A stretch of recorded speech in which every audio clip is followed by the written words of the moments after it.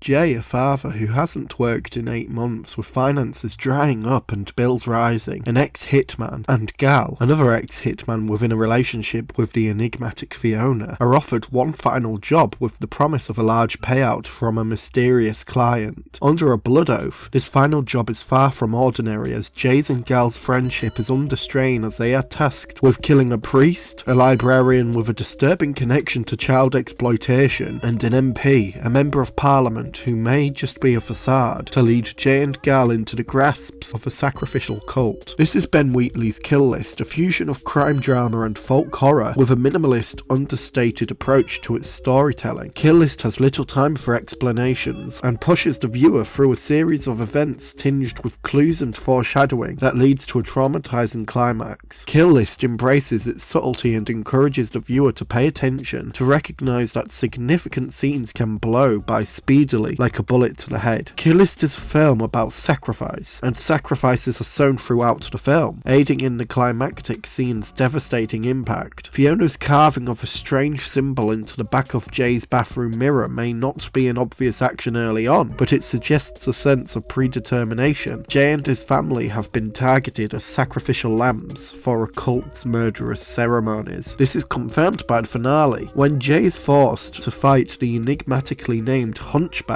Within this fight, both Jay and the Hunchback's identities are hidden, but it is revealed that Jay has just killed his wife and son. The cult unmasks Fiona and the enigmatic client's presence, suggesting that from the very beginning, Jay's family were always the initial targets of this hitman's unconventional final job. The manipulation of Jay into killing his wife and son is a final sacrifice, but Kill List is filled with sacrifices. When Jay and Gal are on the job, the priest says thank you, as if to further reinforce his sense of predetermination. The librarian does the same, saying thank you, and I am glad to have met you, suggesting that Jay is already somewhat known to these people, and to be killed by him is an honour. They are proud to be sacrificed. The violence is bitterly brutal, especially when Jay discovers the librarian makes illegal pornography. The sound of children screaming is apparent as Jay discovers the librarian's location for storing and producing such pornography. The killings of the priest and the librarian are like essential sacrifices to be rid of evil in the world, while also bringing Jay that step closer towards his final fate. The killings are a form of initiation to prove Jay is worthy. Sacrificial killing is at the heart of this cult that is gradually revealed to Jay and Gal. A woman is placed into a noose and hangs until she is dead. The sound of polite clapping suggests that sacrifice is essential within this cult, and like the killing of the priest and the librarian, there seems to be a sense of honour and praise for death. It isn't determined why this cult kills and what the significance of these sacrifices are, whether to praise some old age god or demon, but that isn't important. The importance of Kill List's focus on sacrifice is almost allegorical. Sacrifices must be made in life. It is the consequence of committing to a decision. When Jay has intense heated arguments with his wife Shell over their dwindling income, Jay had sacrificed financial stability for retirement as a hitman due to a bad experience on his last job in Kiev. When Jay finally agrees to a final job with Gal due to desperately needing the money, he gradually begins to sacrifice his friendship with Gal, a man who has always been by his side. As Jay's rage gets the better of him on the job, Gal's growing concern for his friend's capabilities and personal mental health leads to him discussing Jay's abilities with Shell, therefore further sacrificing their friendship for Jay's struggling well-being. As his friendship begins to heal during the discovery of the cult and their rituals within the forest, Jay's trigger-happy attitude puts Gal's life at risk. His own rage ends up costing him the life of his best friend, a drastic sacrifice as Jay puts Gal out of his misery. Sacrifice isn't just sown throughout Kill List's spectacle and folk horror, but it is thematically woven throughout the character's drama too, and Kill List's enigmatic display of the humanity of sacrifice, while perplexing and horrifying, is so incredibly believable too. It is reminiscent of our day-to-day routine routine sacrifices. If you accept that new job, will you have enough time for your family? If you want to make more time for your family, do you need to step away from work? Sacrifices are in our routine day-to-day lives, and Kill List reminds us of their devastating significance, the impact they have on ourselves and those around us, becoming a cautionary tale of the importance of being careful with our decisions. In conclusion, Ben Wheatley's Kill List, with its fusion of gritty British crime drama and folk horror, delivers an equally shocking yet human tale of sacrifice that can be reminiscent of daily sacrifices, the sacrifices we make that can have a negative impact on those around us. Kill List, independent of its horrific impression, and Kill List is indeed horrific, is surprisingly relatable in regards to the sacrifices people make for their families or themselves.